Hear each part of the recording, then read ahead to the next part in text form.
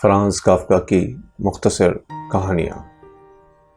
बेख्याली में खिड़की से देखना। मुसन्निफ फ्रांज काफ्का, तर्जुमा नैयर मसूद। आखिर ये बाहर के दिन जो सर पर चले आ रहे हैं, हम इनका क्या करें।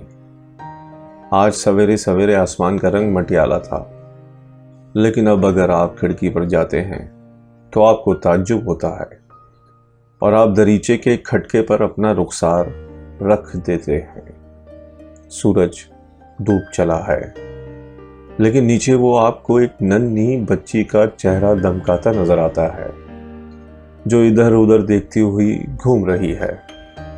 और ठीक उसी वक्त आप पीछे से उसकी तरफ बढ़ते हुए एक आदमी की परछाई से उसको गहनाते देखते हैं, और फिर आदमी आगे निकल जाता है और नन्ही बच्ची का चेहरा दमक उठता है।